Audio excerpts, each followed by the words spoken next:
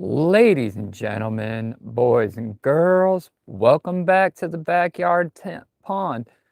Beautiful Pacific Northwest out at the coast. It's only a little bit rainy, and today I'm gonna hit it with the kitchen sink. We got top water poppers, we got rooster tails, we got a Temu spinner, and of course they got their own rods, right? Because I'm an old man. But a little bit of liquid sunshine out here. It's all right, we're going live and we're going to do it for 2 hours. Hopefully that gives people enough time to jump up on the live and see how it goes. You guys might need an umbrella, but let's stick by it and see what we can do. Since the sun is just coming up, I am going to throw a popper. Let's get that popper out there. Let's get it popping. And hopefully we can't hook up. We also got the John boat out this morning. Good thing about the coast is if you don't like the weather, just wait about 5 minutes and it'll change. You know, we don't have any big mountains or anything to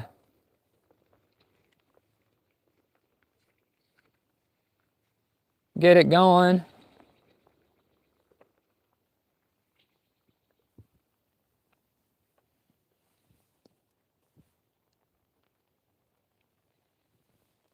Damn, it's not just a little bit rainy today, it's a whole lot of rainy.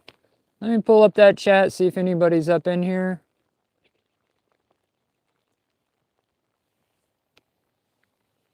Hopefully my camera's a little waterproof. Give you guys a wipe here. You can only do what you can do, you know?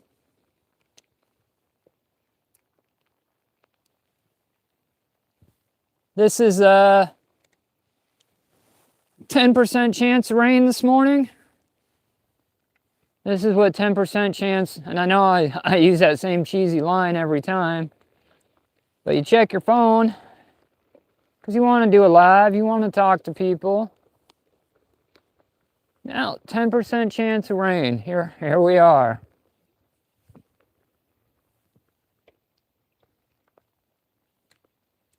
You know, I think water temps are just too cold for this popper. I do have a Temu spinner, but I'm gonna give this guy a couple more casts before I retire him. We've only been at it for a few minutes.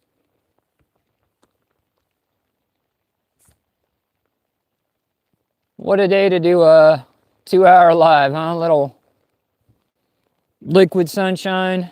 Hopefully my mic is working okay.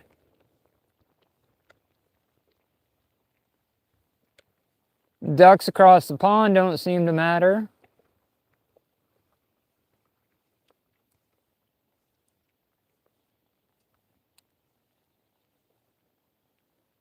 Lots of big changes for the channel coming down the pipe. Don't worry, we're still gonna do live fishing, but we're gonna move towards a little bushcrafty feel. And something coming up big in the spring. Hopefully you guys want to stick around and you're still rocking with me if we make it through the winter. But I set a like goal on a video not too long ago, a short, saying if I got a certain amount of likes, I would go back to that spot and build a survival shelter. And that's my plan. Coming up, once I get a little more time, plan on heading out there and building my skills in the world of bushcraft. You know, I think most people want to get out there and do some bushcraft activity. You know, as a kid, we didn't call it bushcraft, right? We just go out. I grew up on a 50-acre farm up north, and back before the internet, we used to just go out and play in the woods. And I'd do the same thing. I'd build these little forts or shelters or whatever you want to call them clubhouses. And, you know, I haven't done it in, well, when I first launched the channel, I was doing, it was around this time. I've almost been on a full year now on YouTube, and fishing wasn't good at the time. So what I'd do is I'd head out and I'd build these different shelters, and I think I got like a survival teepee. If you haven't checked them out, go check them out. They're a pretty good watch. All right, we're gonna retire the popper for a little bit. We're moving on to the classic, right? If you're not catching fish, throw this and it usually gets one. We got a little Ned rig and a little soft plastic minnow. And we're hoping. Everything's kind of rainy, everything's kind of washed out, but if you haven't seen the channel before, this is my backyard pond. Welcome. It's about 7 acres, especially this time of year. If it rains, maybe we'll get a little bit more. It's fed by a larger pond. We got angry spots. We got a small population of largemouths. This summer we were hitting yellow perch like crazy. I was feeding them. They got good sized yellow perch. So I know there's some around, but with the water table being up as high as it is, I'm not sure what we'll find, but I'm hoping we find something. We're gonna go hard at it today. Hopefully you guys want to stick around. Watch me throw bird nests on the bait caster. You know, every channel's got its signature fishing technique.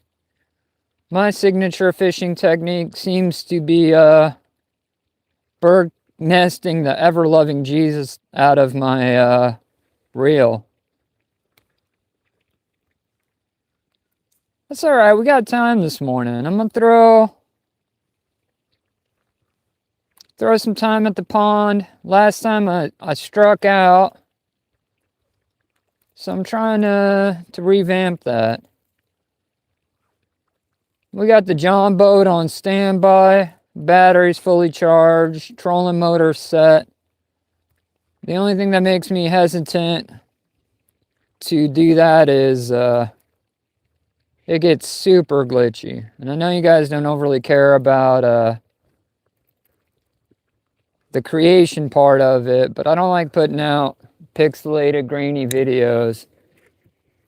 If you guys are in the backyard pond, you can be on Wi-Fi, but if you go 30 feet that way, you're on LTE light. And it just doesn't look good, so I don't like doing that.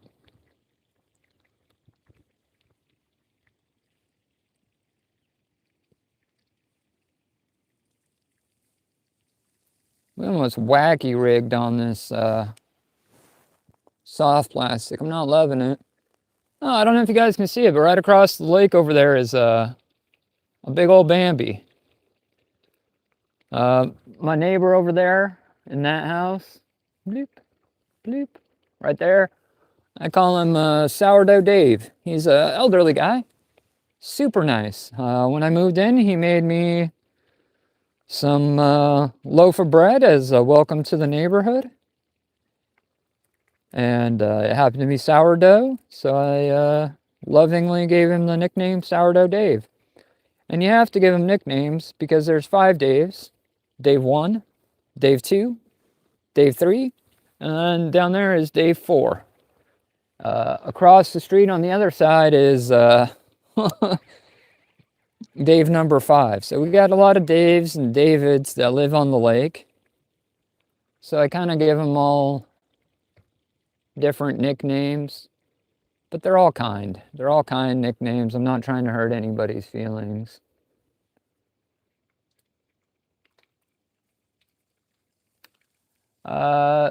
Good morning, Frago. I can't, my pronunciation isn't that great on that. Hopefully you can understand me. Hopefully you're having a good day. Let's catch some fish. Appreciate those. I think we're going to tweak this a little bit. I actually wish I had a speed worm, but my soft plastic collection is getting a little bit low. This thing looks like it was rigged by a 2-year-old. We just got a 3/8 jig head, minnow, soft plastic. I wish I had some live bait, like some night crawlers. I'd throw out a night crawler and a bobber. But my local bait shop is getting pretty low.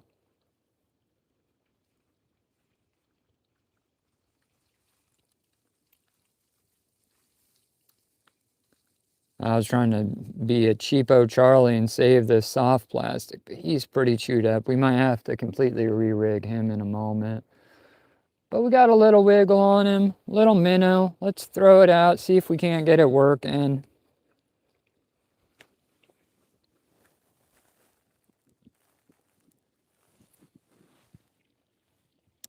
Rain's starting to lighten up.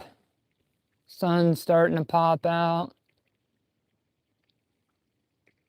Wish I would have brought myself a cup of coffee.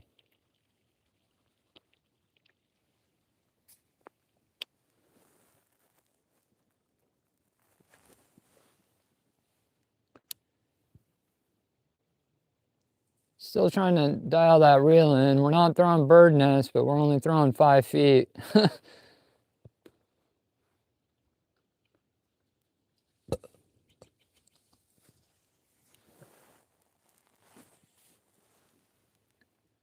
Golly.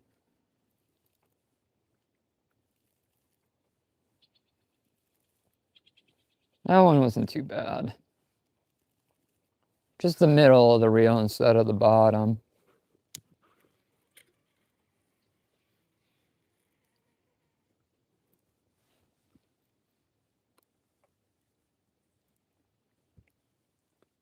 Ugh. Snagging lily pads.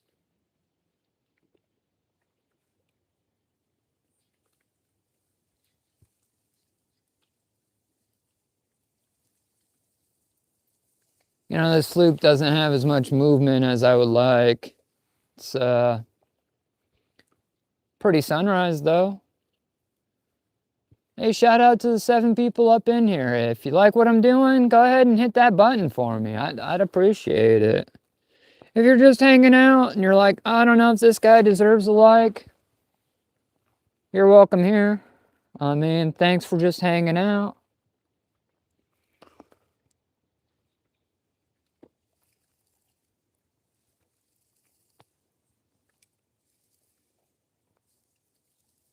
Man, I'm not saying we're on the struggle bus, but I'm not saying we're not on that struggle bus.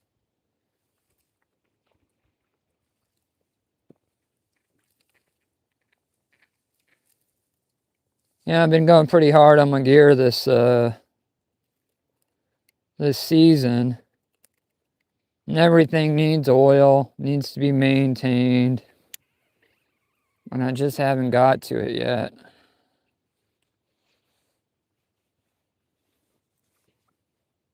Not a big channel. You're never going to see me at Bass Pros buying the most expensive combo. And it's not because I can't. It's just, it's not the content I want to create. I just like practical approach to fishing.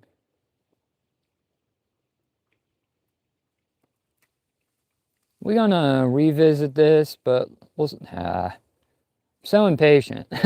So impatient. You can keep throwing that fluke. There we go. Nice solid cast, probably 30 yards. No bird's nest. Finally getting that reel dialed in.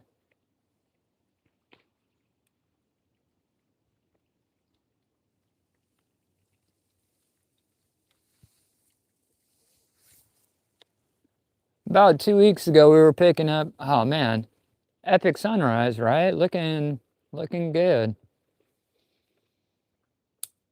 I gotta wipe off my camera. Sorry. Hopefully it'll, yeah, a little better every time. Trying to get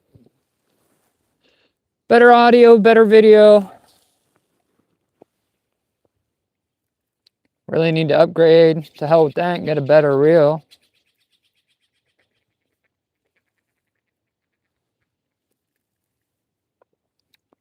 Birds are chirping. Ducks are doing whatever ducks are doing, quacking, I guess.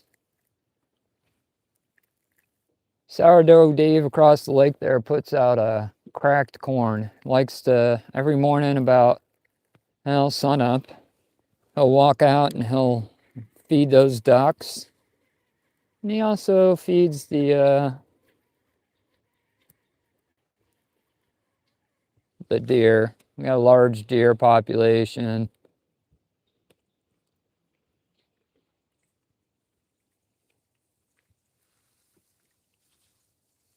I'm not loving the way this is rigged.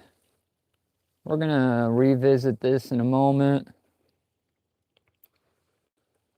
But right now,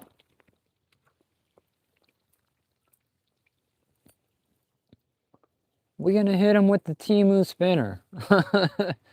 That's the plan. Hey, shout out to you. Good morning. 22 people up in here. Hope you guys are having a great Tuesday. If you want to make the live a little more interesting, let me know where you're from and what you fish for. So, you know, this is just a cheap Temu lure that I acquired. And I've used them before. Never this particular color because it's a little bit loud for the color of pond or type of pond that I'm fishing. But I am under the conclusion you do not have to spend big bucks to catch fish. We're gonna see how it's looking here in the water.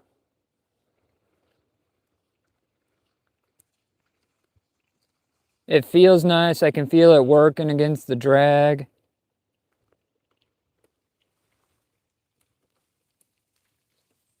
Both of those willow blades, well, one willow and one Colorado, are working great. Jig's looking good. We'll throw this around for a bit. Hopefully we can hook up.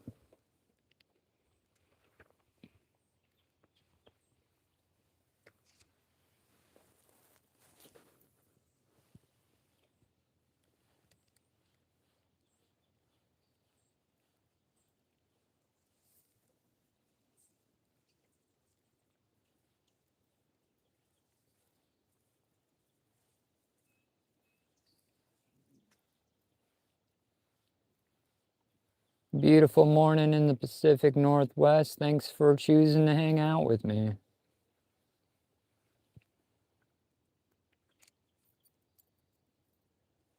Turns out my lure is set on vegetarian because we just pulling in a lot of salad.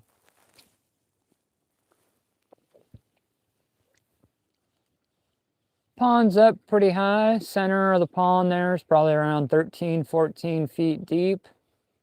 Deepest spot is 19 feet. It's fed by a larger lake. Well, kinda. It's blocked off by a beaver dam at the moment. And so it's, you know, naturally fed through groundwater and a natural spring. But normally it connects up to a larger lake.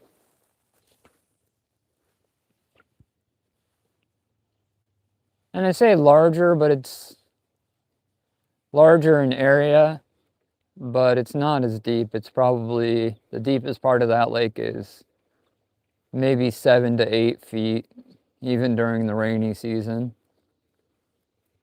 But it's acre-wise significantly larger.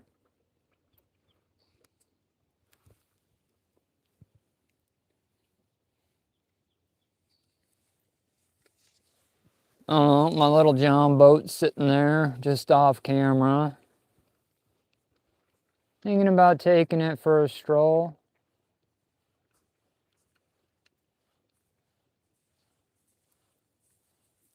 I think, you know, if I just keep putting some time in on this part, we'll hook up something. Angry spot if I'm taking bets.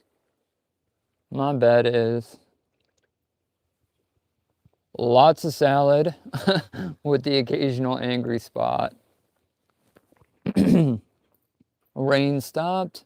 Check out that sunrise though, if I get out the way. Beautiful, beautiful sunrise popping up amongst the trees there.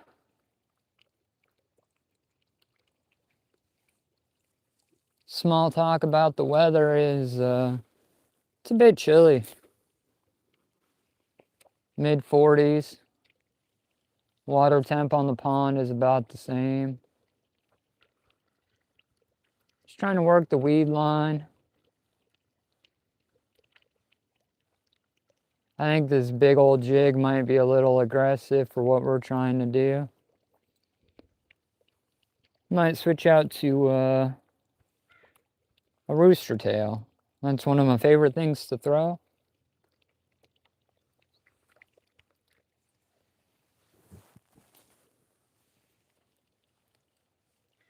So this past weekend I got to do something I hadn't got to do in a while, and that was fish somewhere new. You know, I think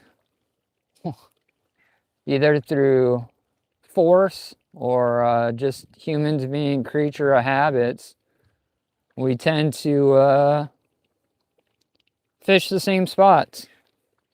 You know, we go to the same lake, same hole, throw the same gear.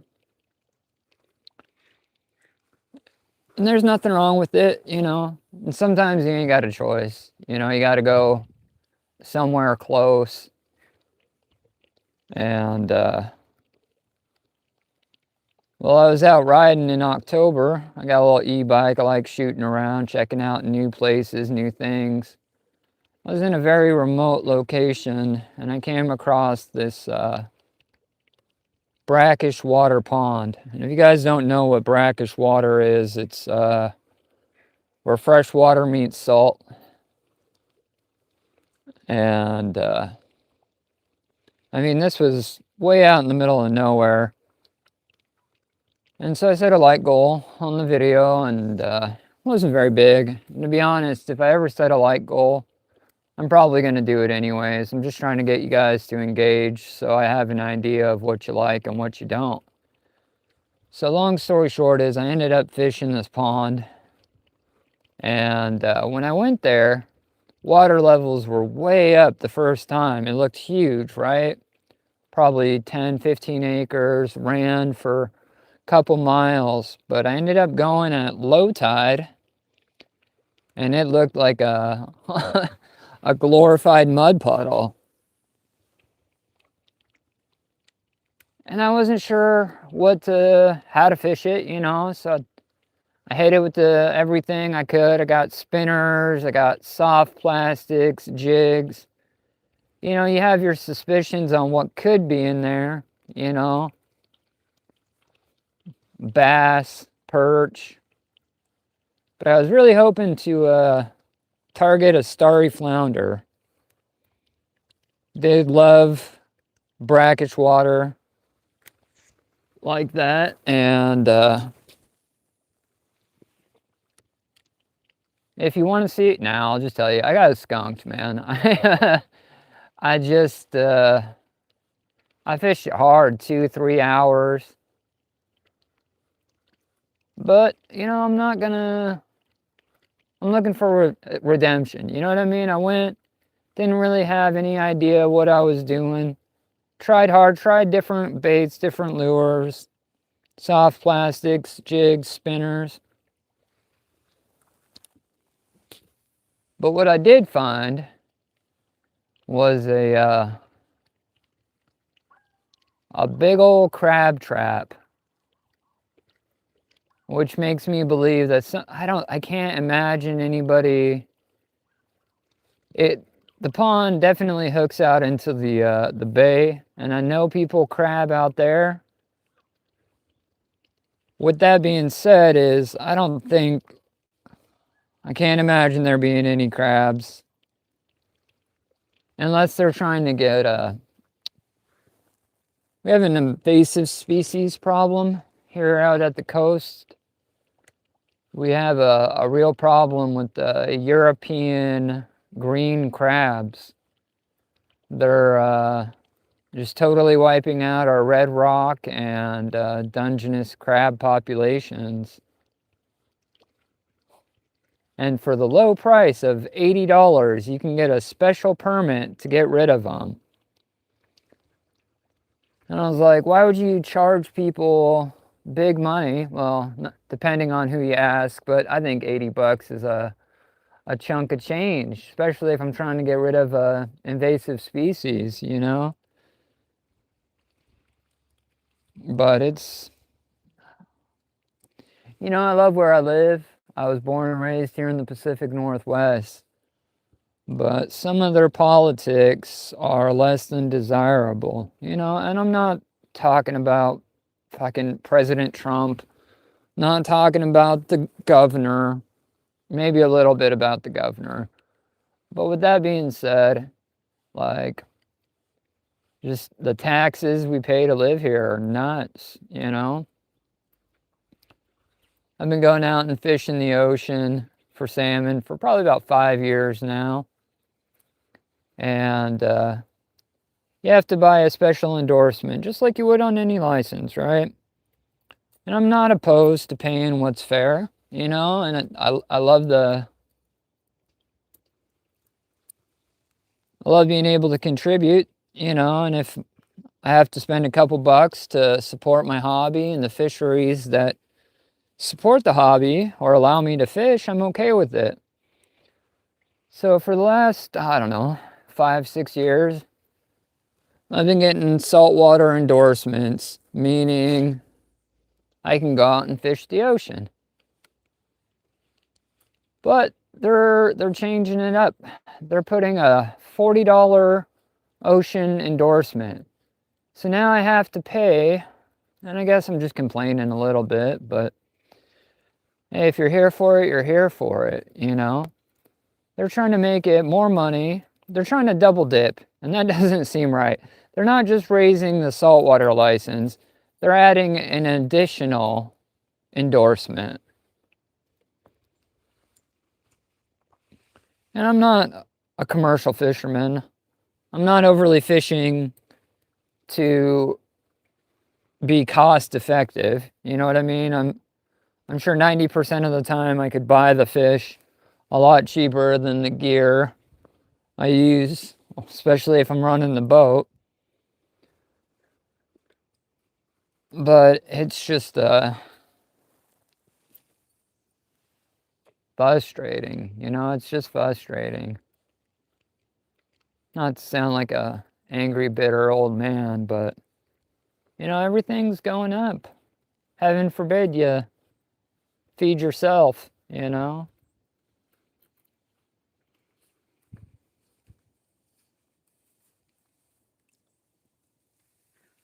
You know, we're gonna keep throwing that spinner. I think it's a little big, and you know, it's a Temu spinner, right? Just cheap Chinese stuff. But I mean, it looks every bit as good as like a Strike King. I mean, it's got nice weight, both blades working through the water. The jig's a little brightly colored, but I guess that was my selection, so I'm not giving up on it yet. Cast nice, nice weight to it. You can feel it spinning on the end of the rod there.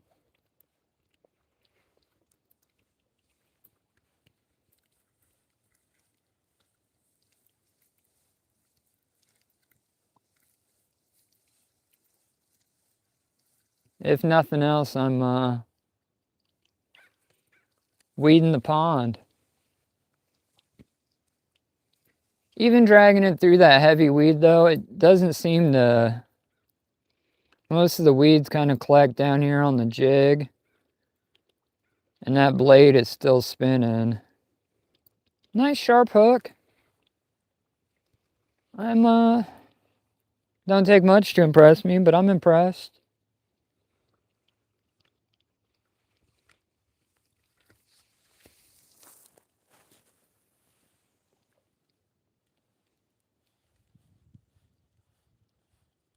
My somewhat local lake just got stocked with a bunch of those planted trout, rainbow, and a couple cutthroats. About 2 weeks ago. And I know people are absolutely crushing it down there. But I'm not a big trout guy.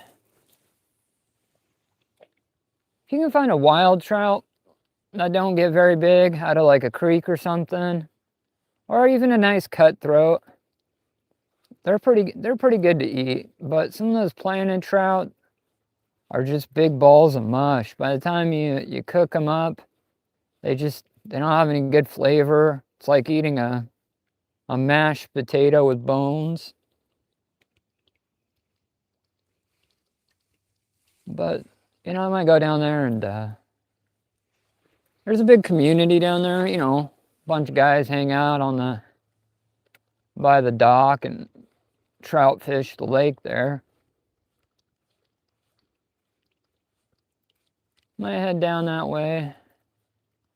What I'll typically do is when I fish for trout, I'll just give them away. Give them away to people in the neighborhood. Give them people on the dock, people who actually enjoy them a lot more than me. I already, not to sound vain or conceited, but I got a freezer full of fish already.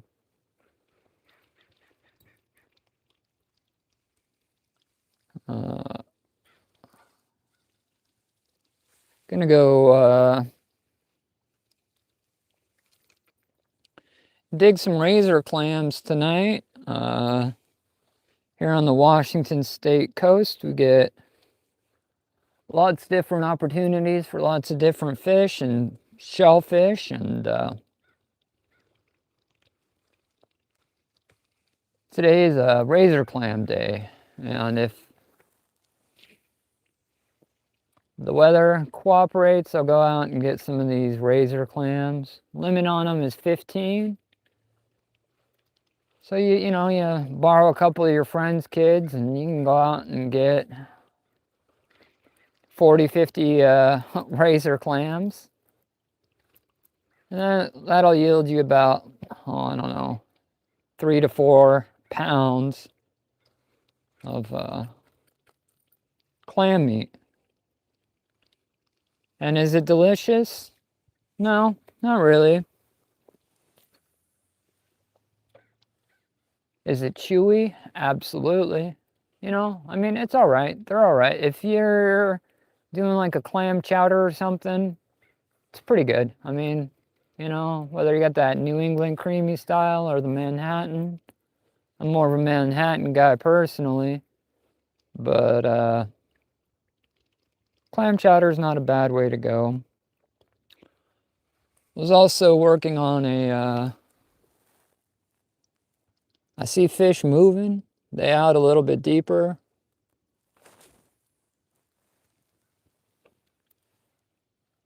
But that's a positive sign. Fish up and moving. Yeah, so anyways, I tried to grind these clams like you would hamburger. And put in some egg, and hold it together with some breadcrumbs. And in theory, make a clam burger. But, and then after that, I deep fry that son of a bitch, right? Because everything's better deep fried. So that's like this crispy. And the texture was all right. Better, less chewy than just like, say, eating a, long story short, it was a whole lot of work for a whole lot of like crappy results. It's like when you get too baked and you're like, man, this Oreo gummy bear peanut butter sandwich is the best thing ever, right? Then you go to try to do it again later and you're like, yeah, this is terrible. What the hell I was thinking. But nothing ventured, nothing gained. You know what I mean?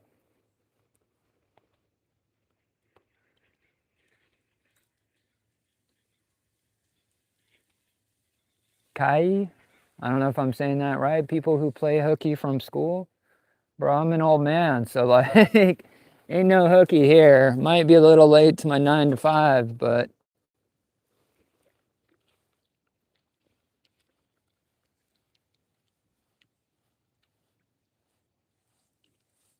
I actually don't have a structured 9 to 5. I just work like most millennials. I don't want to get a real job. So I just work as a handyman.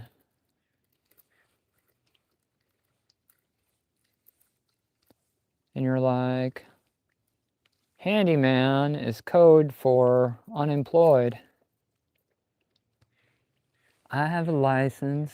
I have insurance. I'm bonded.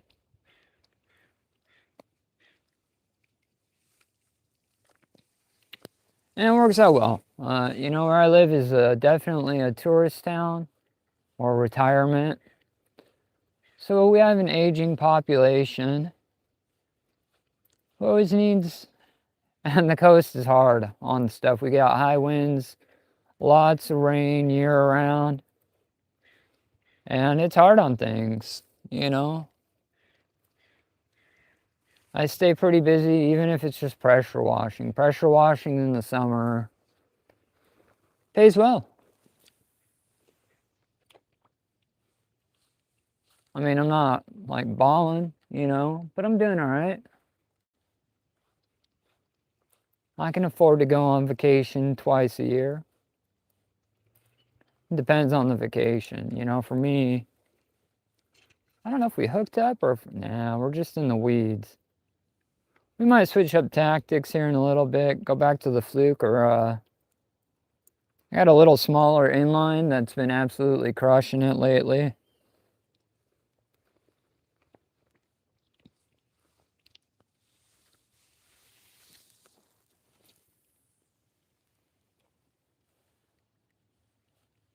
Yeah, bite's starting to slow down. I figure, you know, you just keep telling yourself, keep making good casts. I wish I had a worm and a bobber. See if we could find perch. I mean, there was a few live streams where I just couldn't miss with those perch. They were absolutely crushing it. All right, we're gonna switch it up a little bit.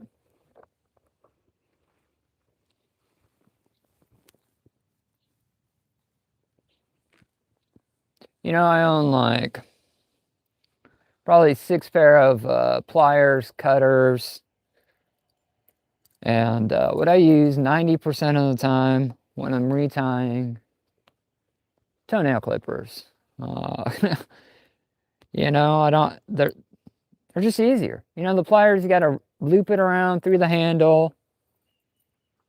So, little old man advice is get yourself a pair of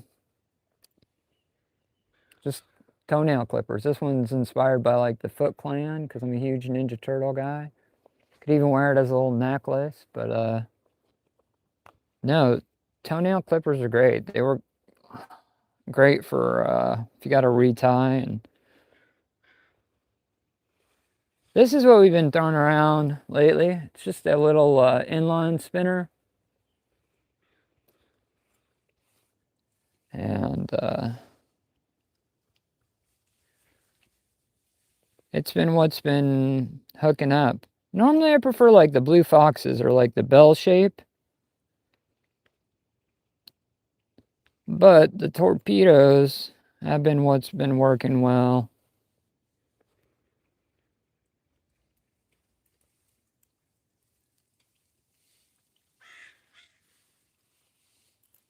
As of late. Dark color, silver blade.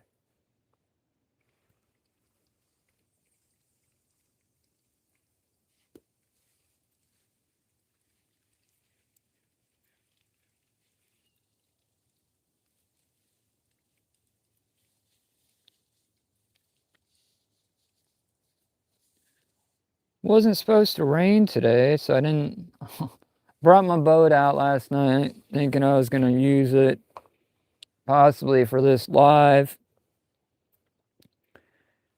And it's, you know, you look on your phone or ask your Alexa or whatever the case may be about the weather here, and it's always wrong. If they say 10% chance, that just means it's going to rain 100%. I mean, so there's probably a good 3 inches of water in the bottom of my John boat, which I'm not looking forward to bailing out. But you gotta pay to play the game, right? All right, fingers crossed. We'll give it the old, here, fishy, fishy, fishy.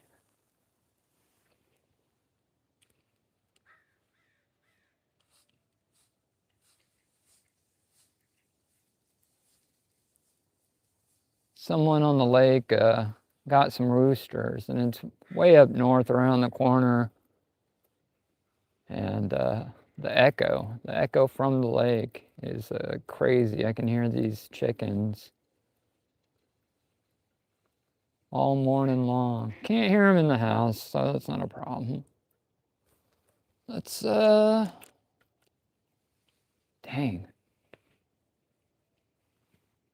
I guess I should have retitled this video 2 hours of weeding my backyard pond. You know, actually, I'm pretty fortunate. We don't get a whole lot of sunshine here in the Pacific Northwest, so we don't get too much algae. We do get a little bit of weeds once in a while. Sometimes I gotta hop in there and control the lily pads. But for the most part, it's a pretty clean lake. Pond. I don't know the requirements. I guess it depends on where you are. If I was in Arizona or New Mexico, this would definitely be a lake. But in Washington standards, it's probably just a pond.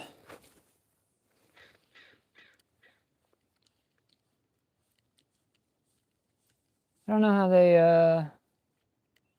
how they determine that. I don't know if it's by like size, volume, fish content.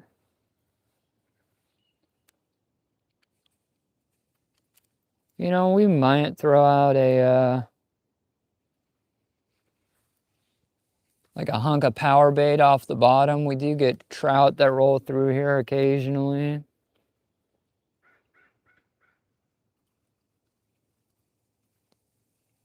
Yeah, chemistry. It's way too cold for that top water. I had that popper going because I was up early. Sun was just coming up. Nothing ventured, nothing gained. You know what I'm saying? But I'm thinking rooster tail, or I got a fluke and a Ned rig. But I mean, we're gonna put some time in. We're hoping for the best. Optimism is dwindling, you know. We might do, we might switch it up and try to target either some bluegill or perch. I know the perch are hungry, and I know they're still feeding. I just don't know where they are at the moment.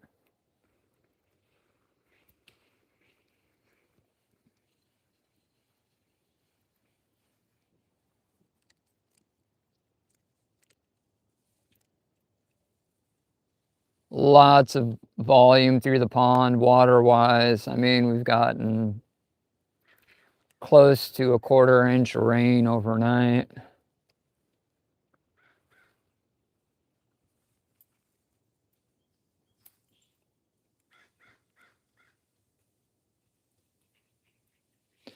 Yeah, man, right now, like, this is kind of my Hail Mary. We just got a rooster tail. It's torpedo, so we're working like mid-column. And I agree 100% with that comment. Like, attitude is everything, right? Like, if you have a bad, and I know it sounds nuts, but if you fish, you know what I'm talking about. If you have a bad attitude, you're just not going to catch anything. So you're right, man, and I appreciate that comment. Like, it does shift my mood. I just need to be more optimistic. I think I'm gonna spin that willow a little faster.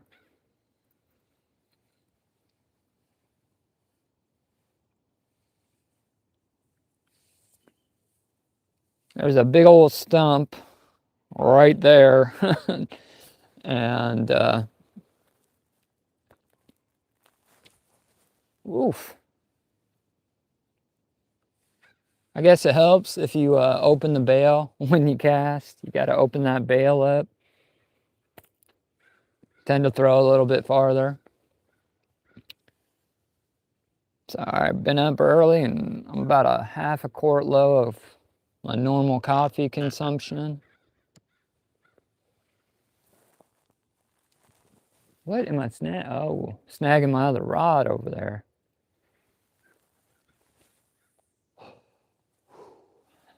Deep breath, calm down. I got this. Let's get something.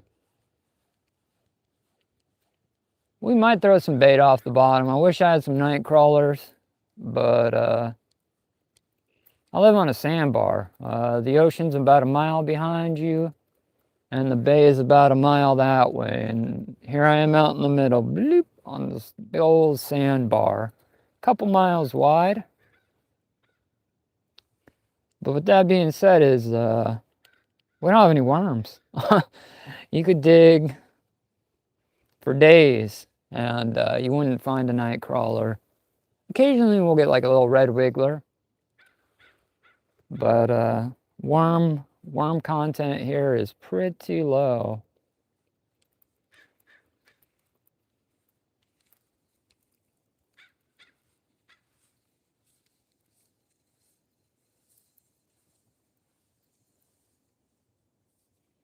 It feels like I'm getting chased,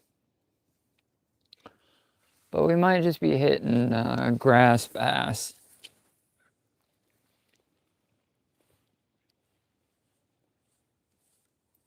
Got some angry mallards over there kind of beefing.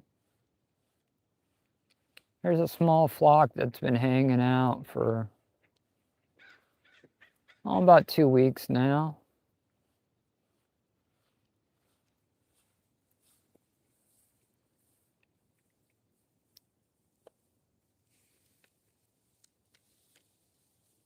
In about, I don't know, 2-3 months, the Canadians will show up. We have 2 nesting couples. I call one Fred and Wilma and the other one Barney and Betty. And they come back every year to the pond, raise a litter of goslings. Is it a litter? Flock? What do you call a bunch of baby geese?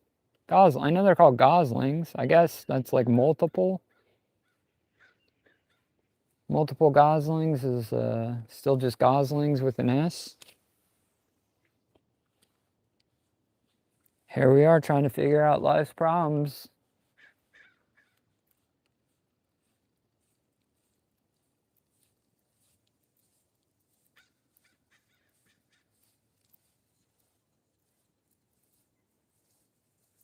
We might go back throwing a fluke here in a minute. I really thought this rooster tail was going to be clutch.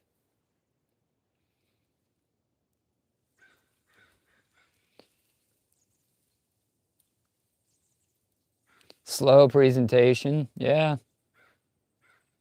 A gaggle, Mr. Pickles, good morning, good to see you.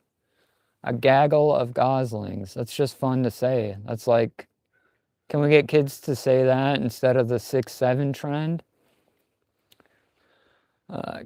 Gaggle of goslings. 6-7. That's of course, you know, with the holiday, go over and visit the fam, and they all got kids, which is tolerable for a few hours. I think it's a poor life choice, but it's what people tend to do. And for the better part of 2 hours on everything, they're like 6-7. And I get kids say stupid things, and that's all right. Like, I don't care. You're not gonna hurt my feelings, right?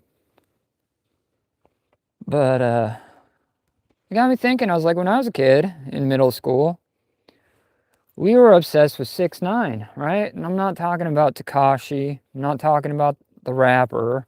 I'm talking about the number 6ix9ine. That was I'd scribble it on the inside of my notebook. I'd write it on my locker. Vandalize pretty much anything I could with Sharpie, writing the number 6ix9ine. But that meant something.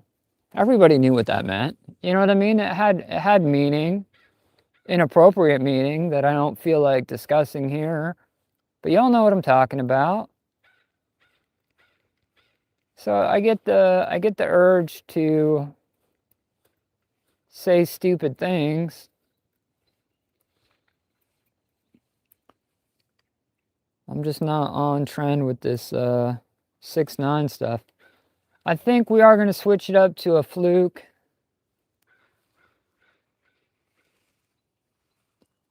Yeah, Mark. I'm more of a 6ix9ine guy, and I'm not talking about some snitch rapper with rainbow colored hair. He does have some bangers though, and he can get some of those girls, man, beautiful. Let's switch it up. We got this whole little brand new, just opened this morning version bag of Berkeley minnows. They're a little small, and they got kind of like a little paddle tail. It says power bait right on it. Just a little minnow, something I can swim a little slower. Maybe swimming for a bit, slow it down, swimming for a bit. Yeah, chemistry. I'm hoping, man. I'm hoping a little slower presentation. Maybe I can bounce them off the bottom a little bit. Switch it up.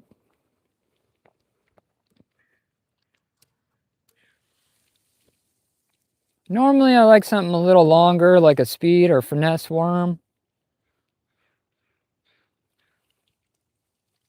But we just got I don't know what that is, 2 7-gram. We'll go ahead and be Canadian. But we got a 2.7-gram jig head, Ned rig. We can get this guy put on there.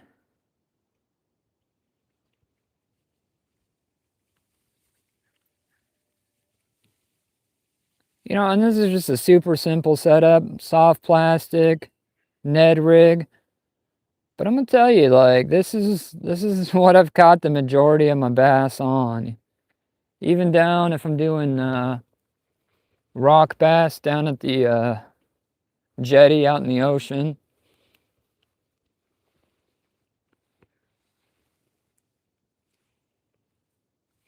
Yeah, man, that's now like, oh, I'm not plugging like Black Friday or Cyber Monday or anything. But now that the season's slowing down, it is a great time to buy gear. You know what I mean? I'm half tempted to put this on my spinning reel. That way I don't have to spend 8 hours trying to... Jesus Christ. Okay. Little blasphemy this morning. Seems like a good day.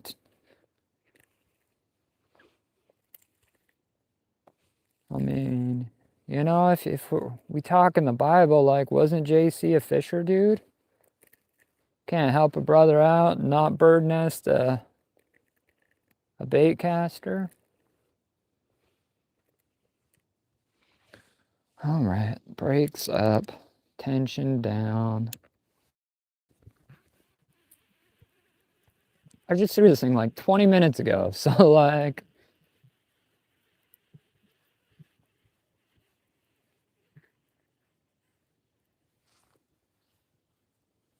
That's all right. We were just giving that plastic a time to drop, right?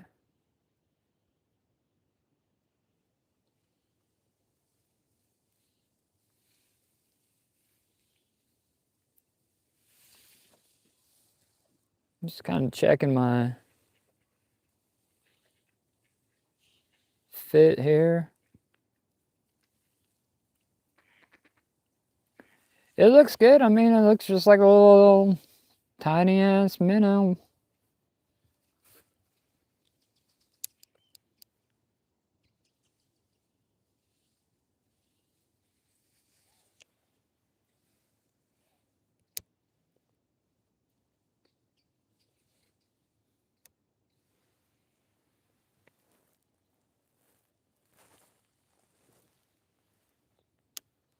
But we not throwing bird nests, but we only throwing about 5 feet. 5 foot on an 8-foot rod. That's some fishing math for you.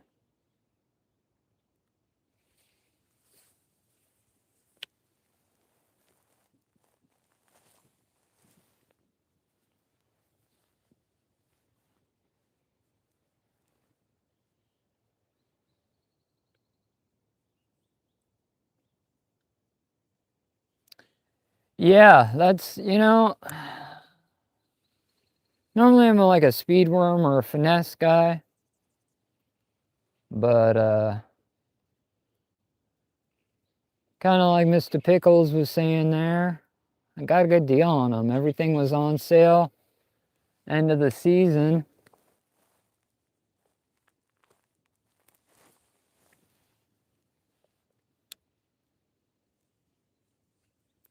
Got all kinds of flukes and soft plastics. Flukes aren't native to this area. You're never gonna see. I think we have little minnows in here, so.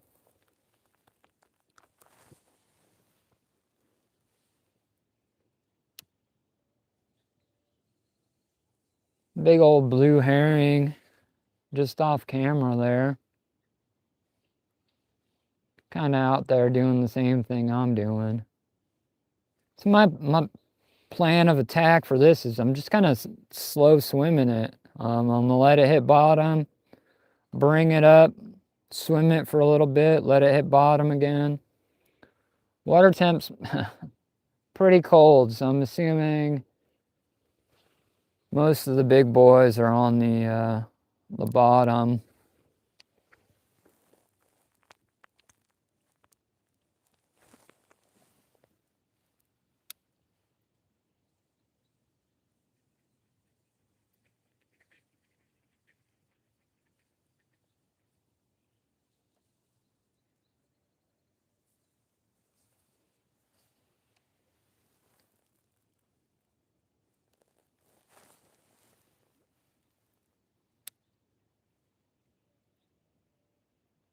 We might, like I said, not to beat a dead horse, but I really wish I would have had like a live worm out on the bottom.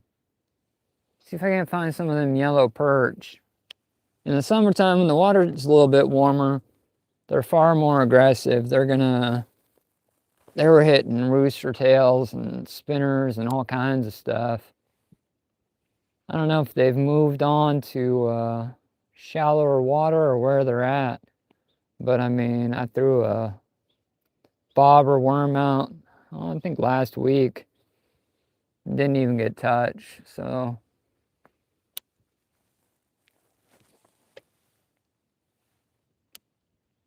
Man, I just want a smooth cast.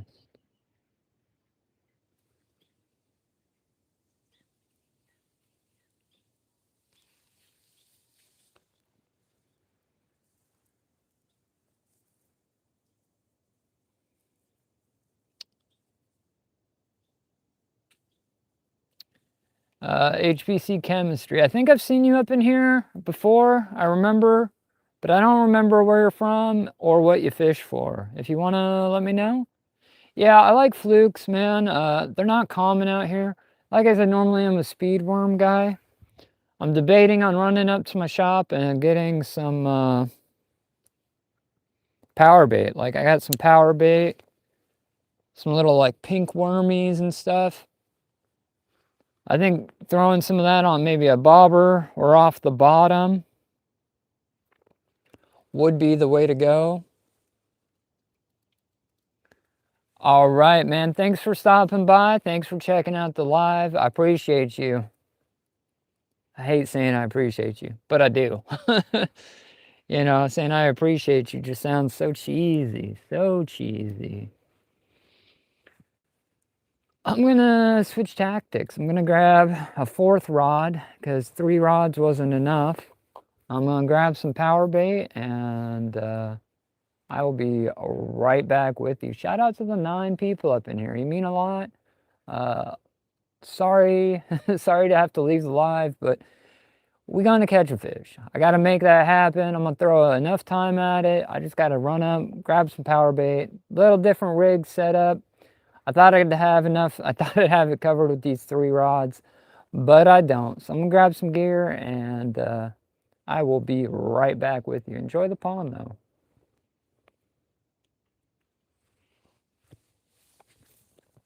Do you guys want me to sing to you? I know my mic's still working. What do you guys listen to? Like Air Supply? You guys wanna the thing is I would sing for you guys, but I am so effing good that I would get a copyright strike. I mean, I started busting out these Air Supply songs, and those like 80-year-old dudes are gonna hit me up and be like, this guy is just dubbing our music because I am that freaking amazing. What do you think, marshmallows? I think marshmallows would be a good move. Just can't see your let's load up the pockets. What do we got? We might do a mellow. Find a big old catfish down there. Not really. We only have like little bullhead catfish. If we're gonna go off the bottom though, we're gonna need a couple pulls. One pull is simply just not enough. We got rigged up. You're not rigged up to anything. All right, we'll bring out the lucky Zebco. He hasn't had a chance to play since this summer. He's got a little hook on him. This thing's got more bodies than your ex-wife.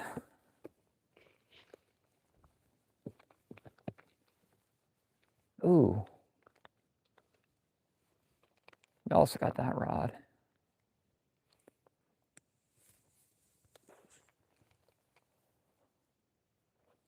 Like a girl picking out shoes, just don't know which ones. So, all right, we got 2 new rods, 3 rods, 5 rods total. Hopefully we can make some magic happen. Oh, we got our lucky Zebco. Man, we've had this thing since childhood. Not the reel, but the rod itself actually came from my father once upon a time.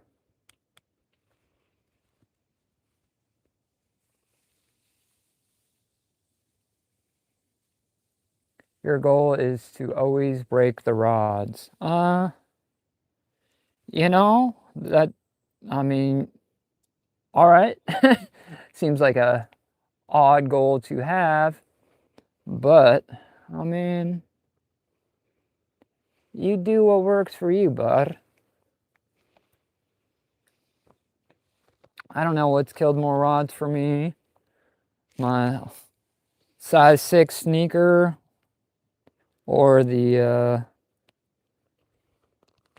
tailgate of my truck or the door of the truck. Those seem to be my biggest I don't know if I should have brought weights. Choices in life. These are little floating mice tails is what these are called. I might have to head back up and grab some weight, but they're pretty. I think it's got like a big egg ball and then don't tell my wife. Anytime, quit biting shit. You're gonna break your teeth. I'm like, they're not that pretty anyways.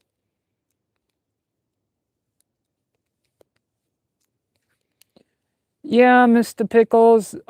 Not very often. Like I said, I get rods from since I was a kid. You know what I mean? I did bust my surf fishing rod this summer in my tailgate. And I was a little disheartened by that.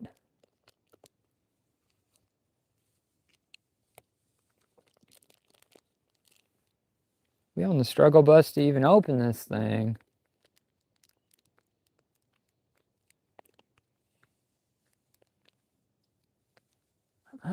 Big fish. Trying to think of a rod.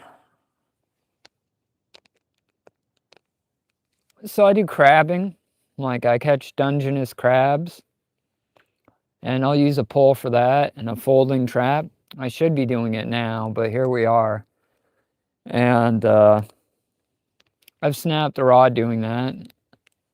But in that rod's defense, it was probably a 60-year-old ugly stick that used to be my grandfather's.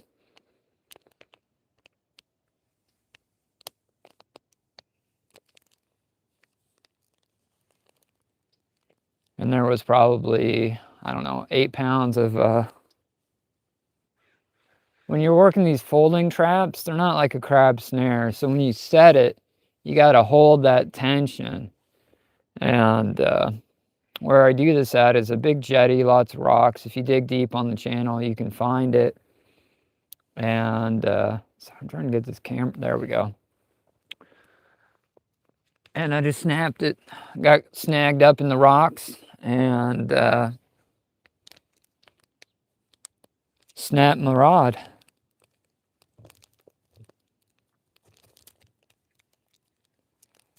Bro, like, why is this so difficult to open? There's a little Ziploc there, but that Ziploc is absolutely kicking my ass. Doesn't matter, we already ripped it in a different spot. Damn. We're gonna use one of these. What did it say? And the good news is it lasts 18% longer. I don't know what the hell that means. Oh, it says fish hold on 18x. All right. Sounds like a winner to me. I'm gonna throw this guy on the Zebco. But we're kind of half-assing this. I think we need to go grab some weight.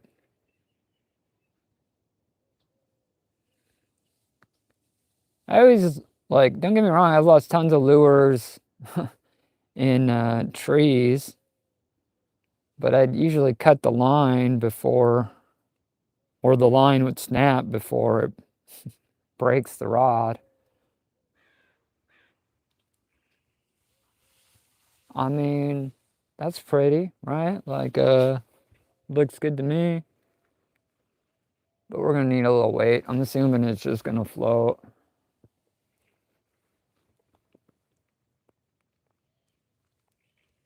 I'll be damned. That swivel's enough to, it's a big swivel. That swivel's enough to sink it down. Which means it'll float up probably, I don't know, a foot and a half off the bottom.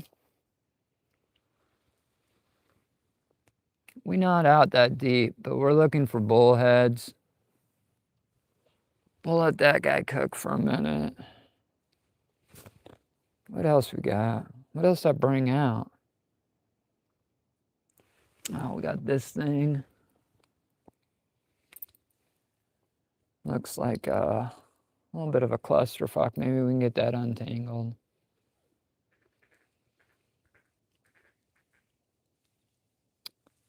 Salam. Thanks for checking out the channel. Indonesia sounds pretty great.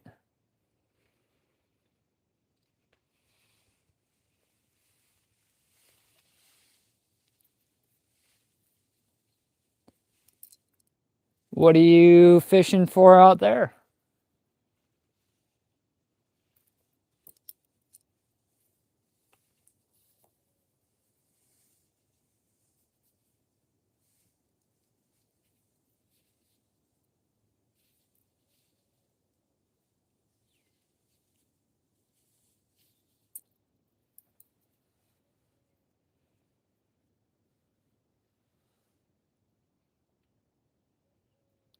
Yeah, man, it always trying to do better, Pickles. Now that we got a couple subscribers up in here, time to up the game, right?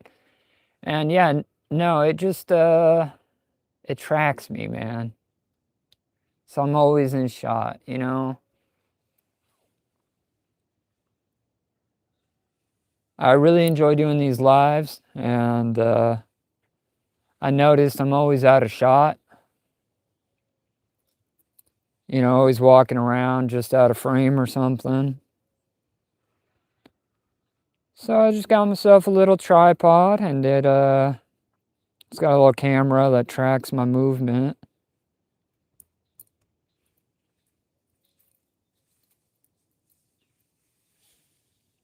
Now that we hit monetization goals, we're got that big YouTube money, right? Yeah, it works. You know what I mean? It's like I can't afford to hire a cameraman. You know what I mean? And nobody really, nobody knows what it was like before. We got a lot of new viewers, a lot of new subs, but I really am trying to get better. You know what I mean? This is for sure just my hobby, but I might as well do it the best I can.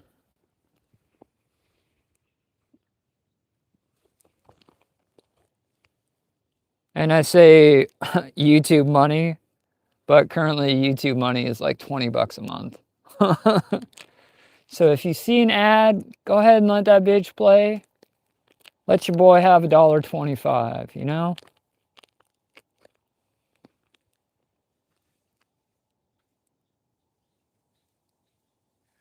We got some pinched night crawlers. We're gonna throw these on a bobber. They're not floating.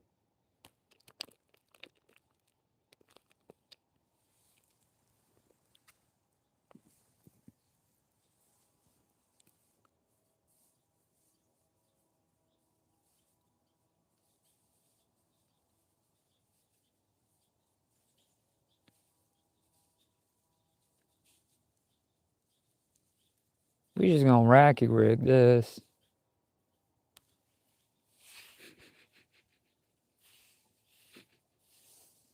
It smells like, bro, are you that hungry? Well, let's get breakfast. But like, this one's got some drop. He's probably gonna be, we got the rat tail power bait off the bottom. We got, I mean, this is a, what's it called? This is a fake night crawler. But there's a good, I don't know, 2-3 foot gap here.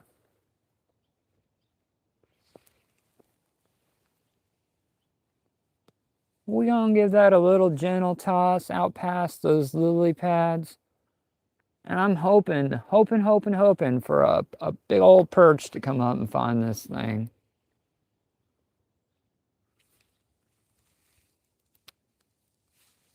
Here we are 6 months later, and my bobber's still floating upside down.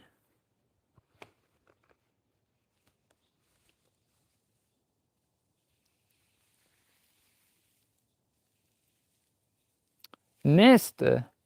Right now, I'm fishing for everything, man. Trying to target a yellow perch, trying to target a bullhead catfish, and hoping somewhere along the lines we can pick up an angry spot. No luck on anything yet. We just threw out, we got one rod over here off the bottom with like a power bait, another bobber over there with a power bait. Thinking about throwing a rooster tail around. Been at it for a little bit, but I'm gonna throw a little bit more time at it, and hopefully we can hook up.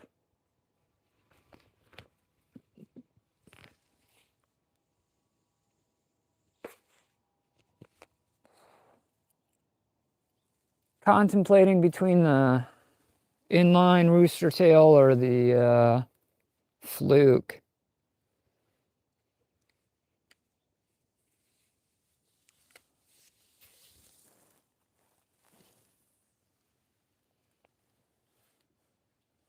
I am just not sold on the fluke. I am definitely a creature of habit, you know, if you're used to catching them on speed worms and rooster tails,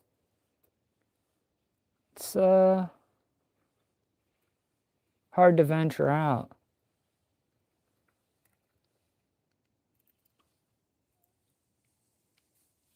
Of course, we snagged our little other line, cast right over the top. I thought it'd be over the bottom, I could reach it, but not quite, not quite, not quite.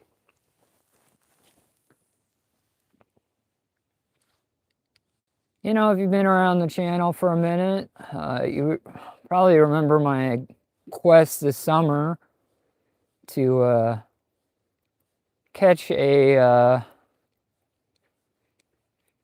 bass on a topwater frog.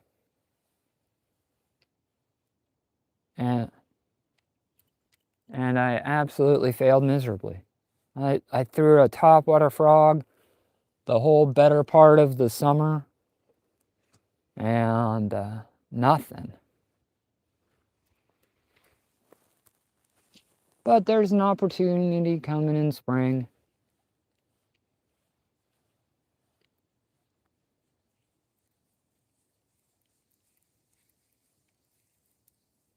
I actually have something pretty big planned for this spring, and it's not fishing related. It's not even camping related. Something big though. I mean, I got an idea I've been rolling around. You know, I don't want to give too much away, but my goal is to make the news. If I can't do state news, local news, like a local newspaper, but I got something planned. I'm actually really hyped, but it's gonna take some effort.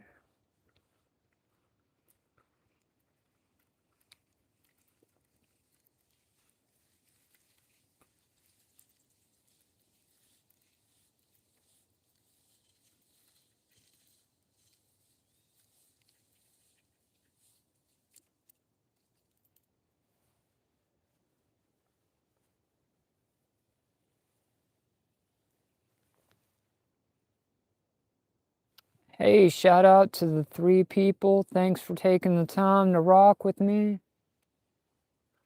Welcome to the backyard pond.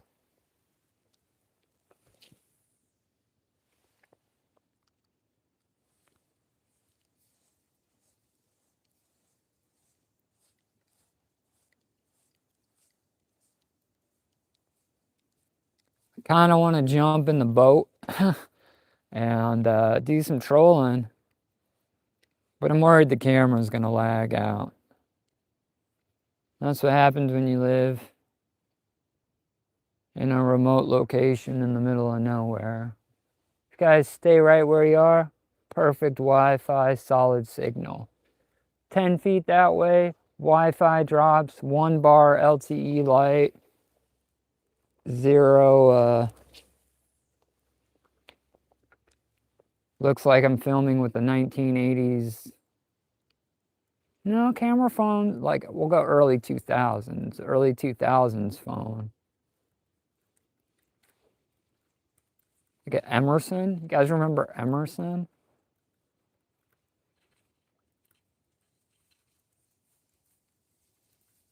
Of course we casting over our own lines. Hey, follow me, come on. Come on, little camera.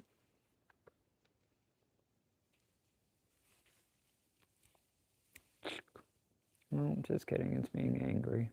We'll just, the old-fashioned way, we'll move you this way.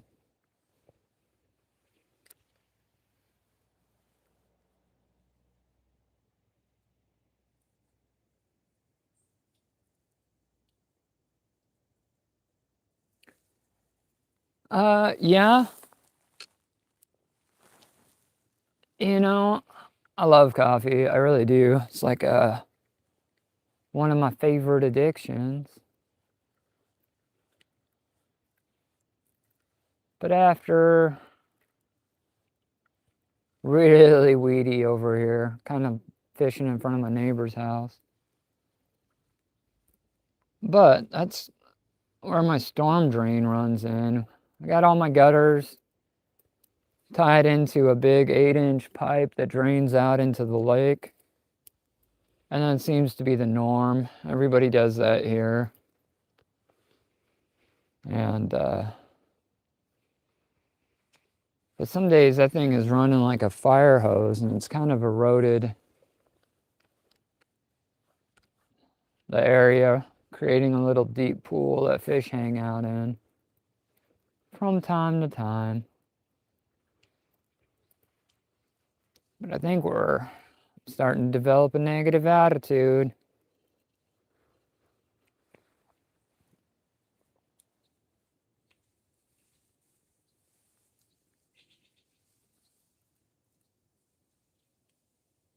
Yeah, man. Emerson's, I think one of my first phones was like an Emerson something.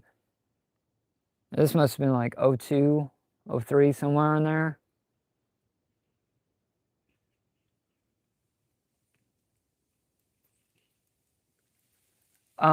This is the United States, more specifically the West Coast. But not the West Coast like California, like the Northwest Coast. United States, Washington State specifically, or the Pacific Northwest. I guess that was the West Coast of America.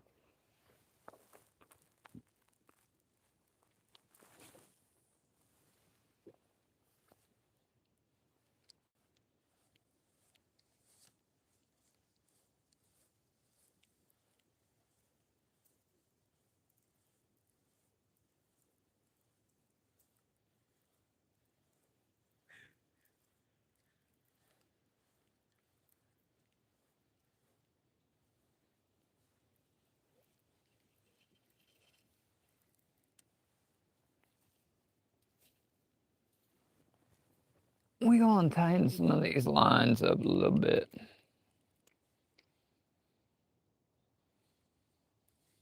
Let's swim this little bobber this way. Make sure he's fishing. You know, last month I could stand right there. Yeah, that's it, man. It was raining earlier in the live, rained for probably 30, 40 minutes. But doesn't it look so green? Doesn't it look so peaceful? So it's the trade-off, you know? Everything's a trade-off.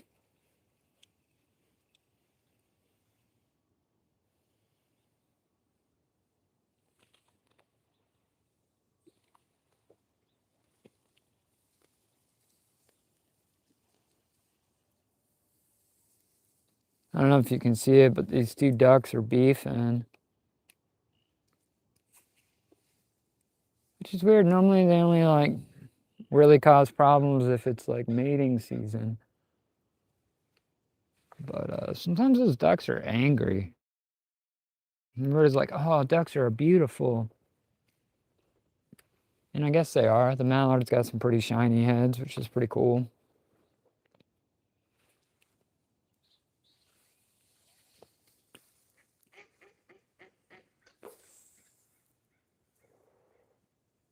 Don't smoke, kids. It's bad for your health.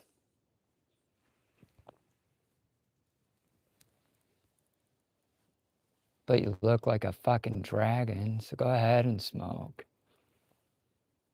But you gotta quit sooner or later.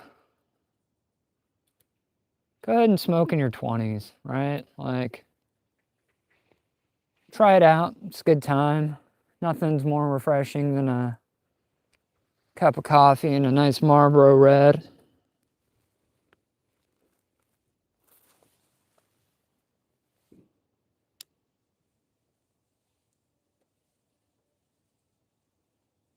Probably shouldn't be promoting smoking on live streams, but why not? You know? Who wants to live to be 80 anyways?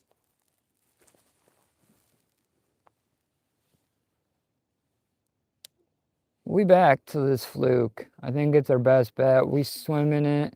We letting it sink a little bit.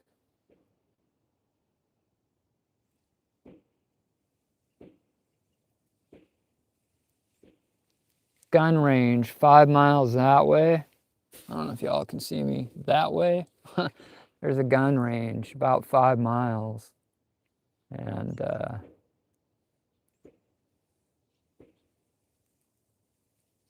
they're popping off. I don't know, either that or somebody's fucking beating on a metal siding. I don't know. Weird.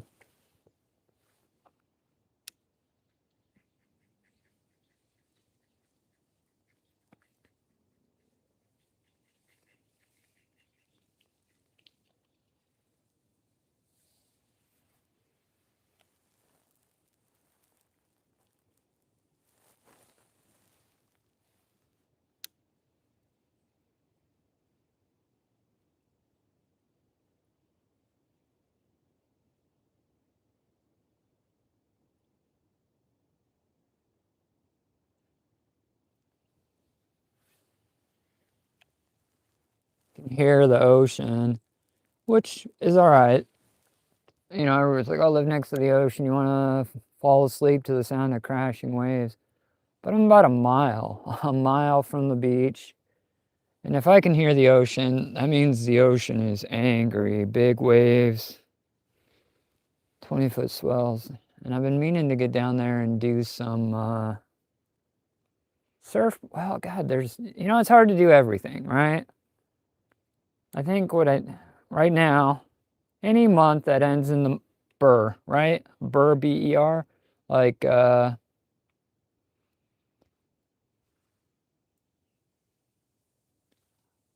right, Wayu Tree, thank you for stopping by, man.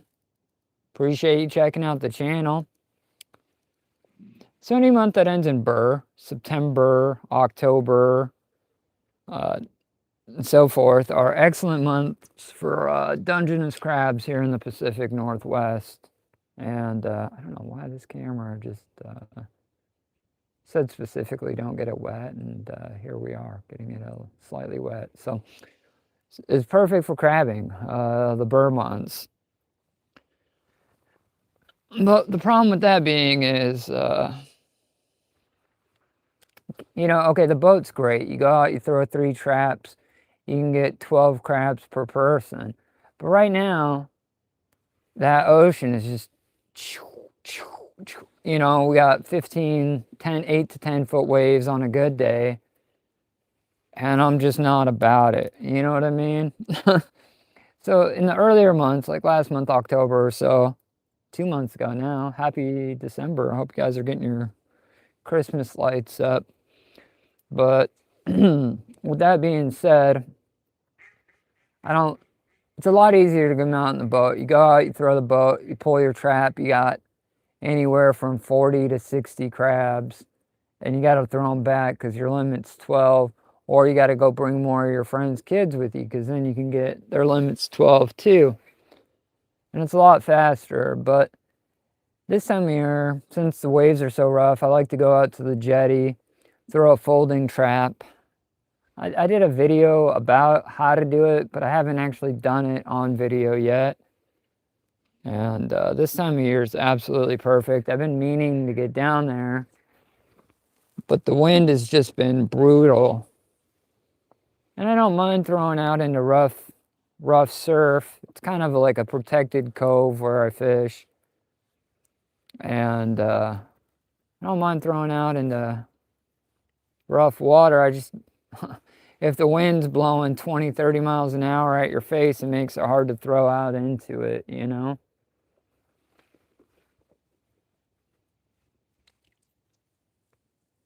Damn it, what is up with that tripod? You know, it was working fantastic. Now it's working subpar. Throw, I get to punch you. You look, don't act like you didn't. There. Ta-da! My invisible cameraman is back.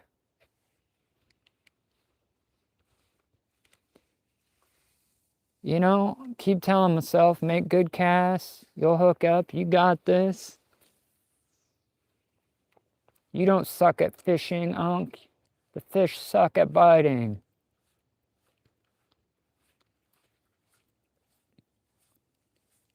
We're gonna keep at it though.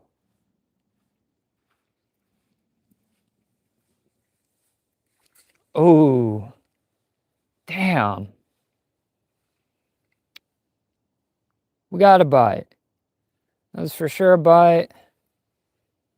Or for sure a piece of grass. I'm thinking I didn't pick up that grass until afterwards. I think we had a failed hook set there. He didn't feel very big though.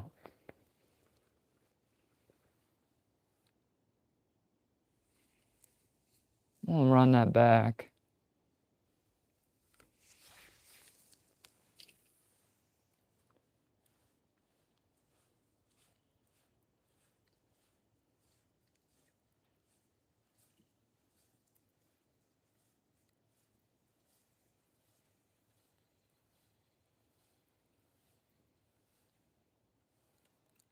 A lot of loose debris. And sir, damn it, where are you guys? Here I'm. Oh, now you want to pay attention?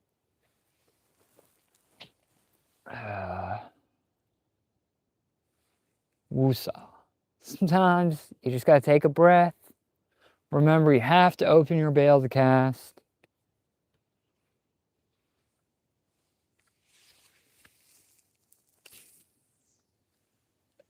It's relaxing, right? We just out here to relax.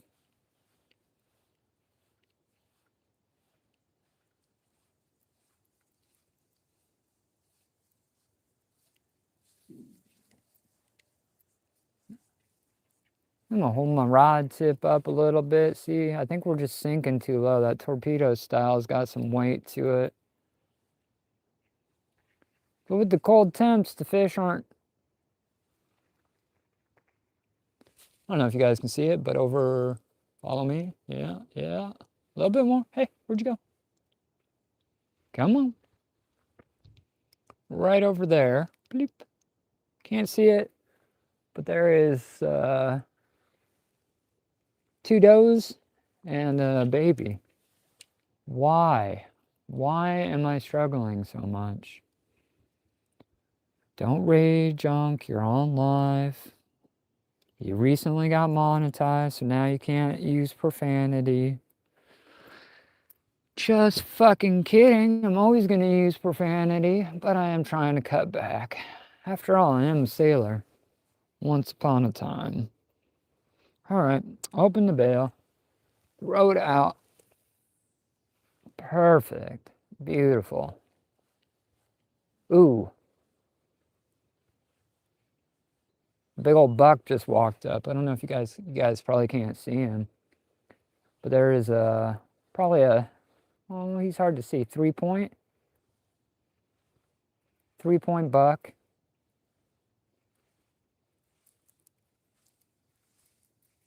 And 2 little does right over, yeah, well, it's backwards. So they're actually like over here. I don't know if I can zoom in on them or not. Probably not. But there is a nice looking blacktail buck. Little forked horn. He's right across. He's in Dave's yard trying to, I'll see if I can zoom in. Not on my face, hopefully.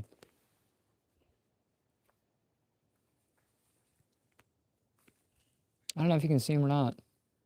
Bloop. He's right by that rhododendron bush. Which one? Yeah. Right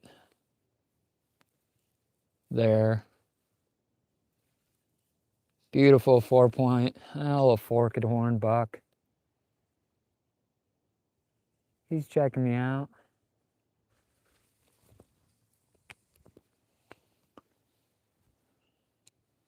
What should you name him? Hector? Dave? Steve?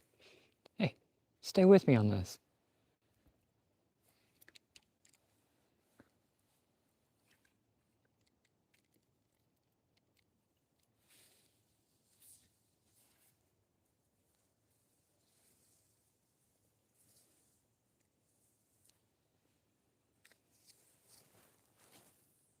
We gonna get desperate. You know what? I was a little bummed. I've been trying hard not catching fish, but seeing a couple Bambis puts you in a pretty good mood, you know? As long as you're not seeing them with the bumper of the truck.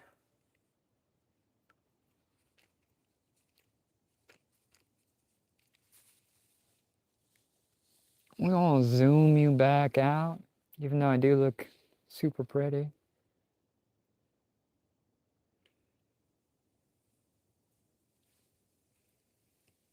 Yeah, Mr. Pickles, he's out there. Yeah, no, you know, like I take it for granted because I see deer every day. Every day I see deer. And you get kind of used to it, but it's always pretty cool. You know? Like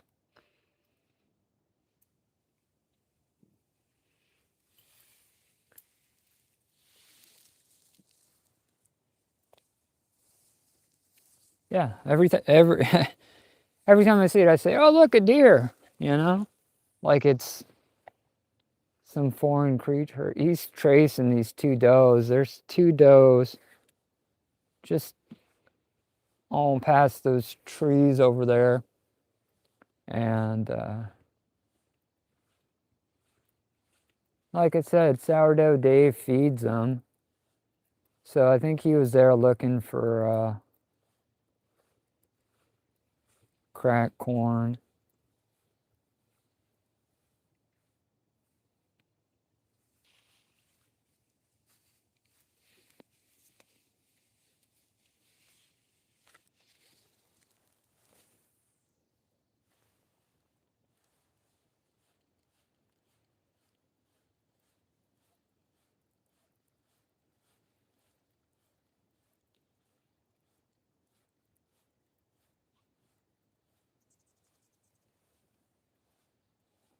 Hummingbirds. Got some hummingbirds floating around this morning.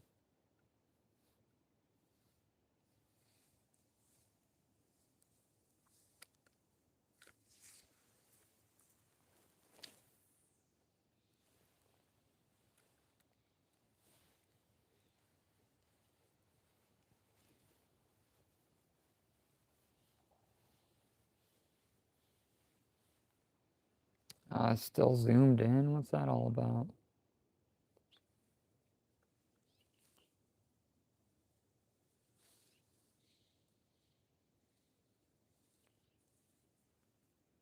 How's my nose hairs today?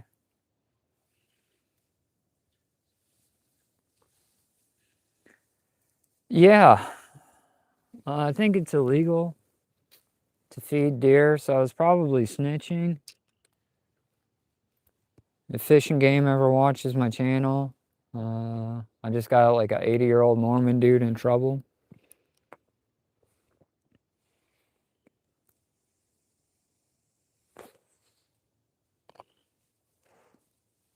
My yard is looking a mess. I don't know, flukes aren't working, spinners aren't working. I wasn't expecting power bait not working. Hoping I could dig up a worm. Well, let's check the wormy part of the yard here. Come on, a little faster. Are you getting motion sickness?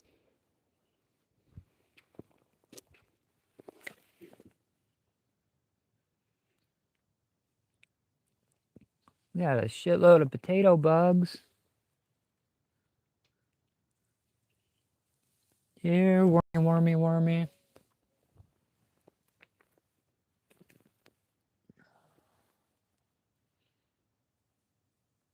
No luck.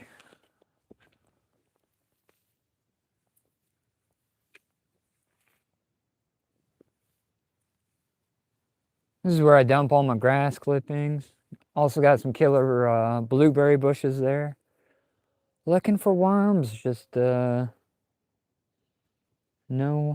success.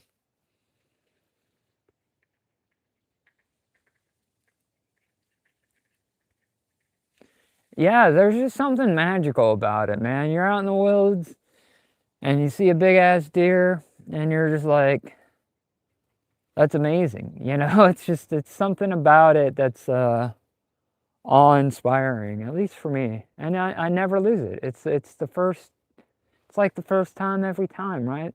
I guess that's what happens when you love nature.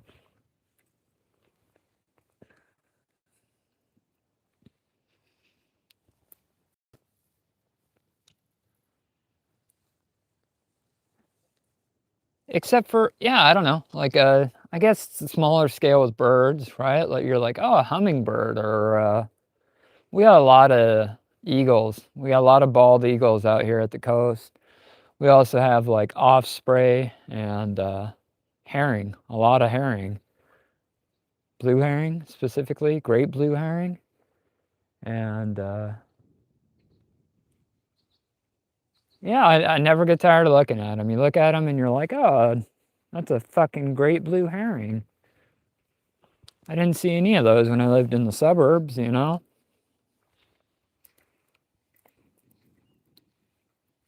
I guess I did if I went to like the Chinese restaurant, right? Seems like you go to a Chinese restaurant and they have herrings painted on all their walls and stuff.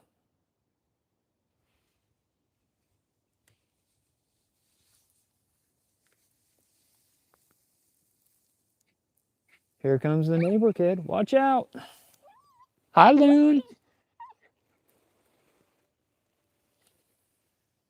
I'm actually babysitting her later today. Her mom's going out of town. Might be going out of town right now. What time is it?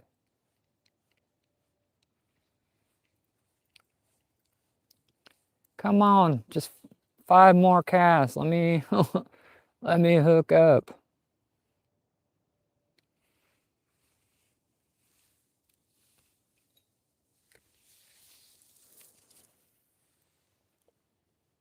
This is it. This is the money shot. You guys ready? Like, this is gonna be my highlight reel. Come on.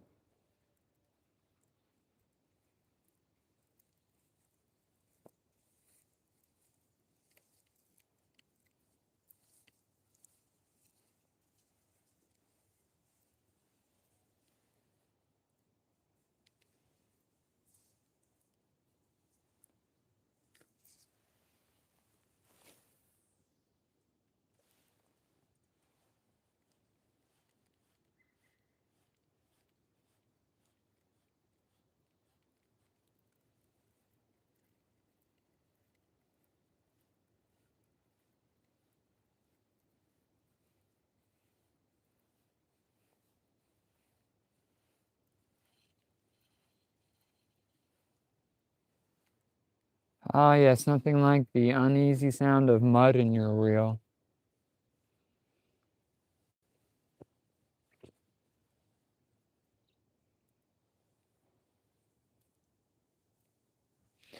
Yeah, the only birds I don't much care for are cormorants, man.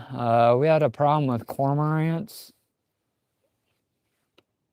and they will wipe out a, 10-acre pond. A pair of cormorants will come in and really reset your fish pop.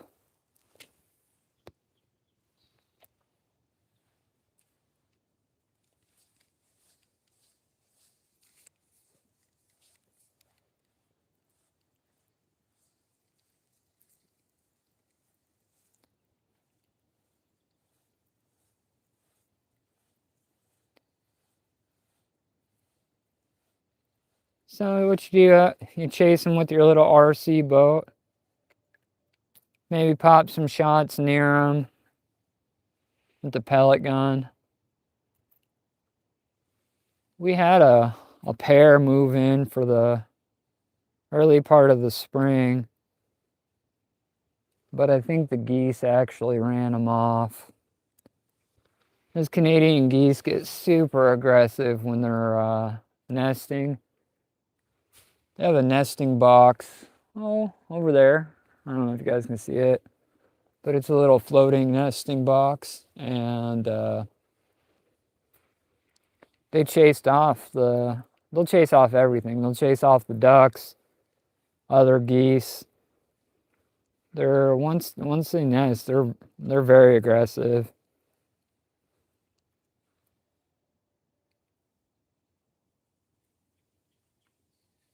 Something turned over right there.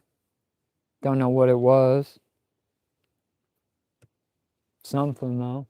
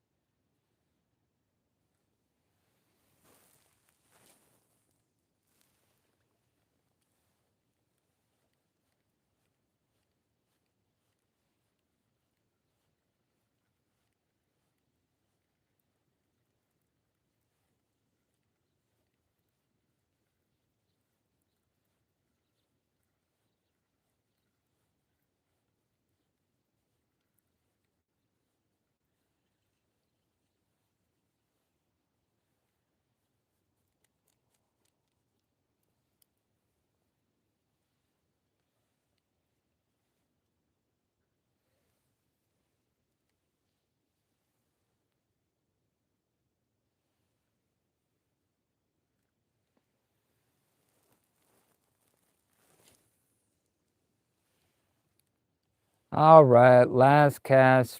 Well, just one more, right? Just one more.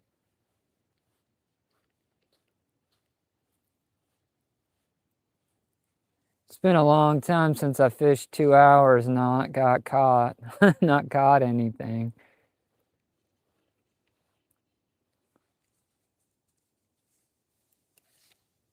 Hopefully this is background noise for y'all while you're out hiding in a porta potty at work.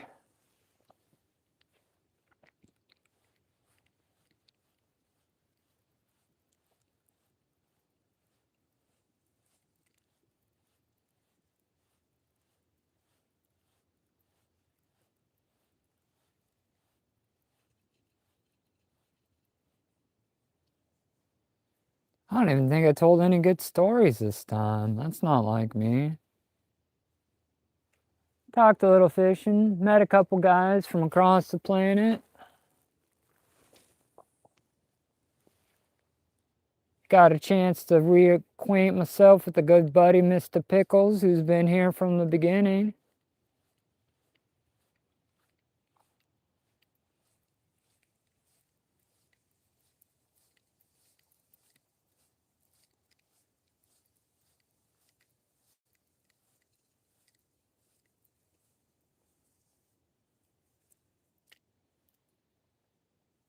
I guess we could have titled this 2 hours of not catching fish. But that's just how it goes sometimes. Especially this time of year.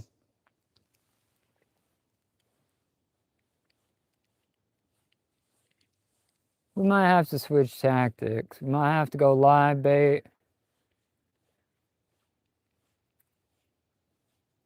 Might have to focus on those perch a little bit. They'll eat even in when the lake freezes over.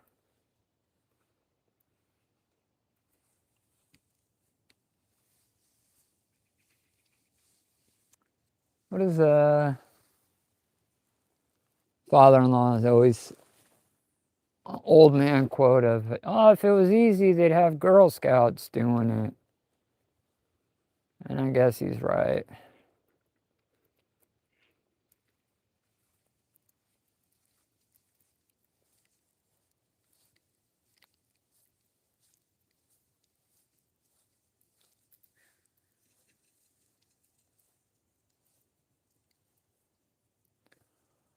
All right, ladies and gentlemen.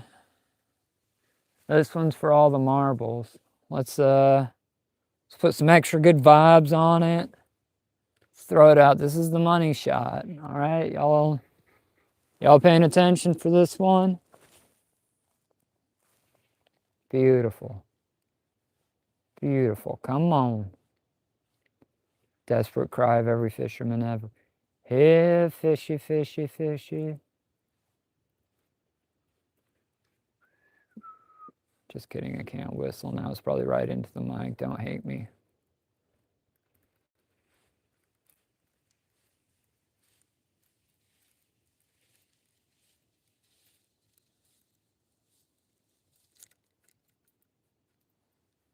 You know what? The sun was in my eyes, and that one definitely didn't count.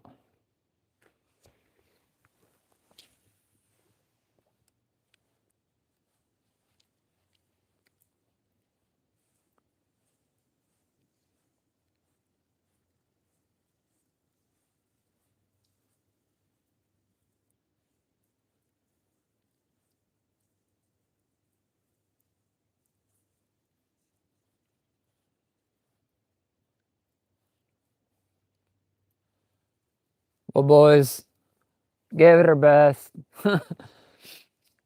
Threw the kitchen sink at it. Hate ending on a lost note, but I got about 8 poles. Just kidding, that's an exaggeration. Everybody caps on the internet. But all that action and we still couldn't get a fish. I guess some days are just like that, but we actually gonna leave that one out because we want a bullhead.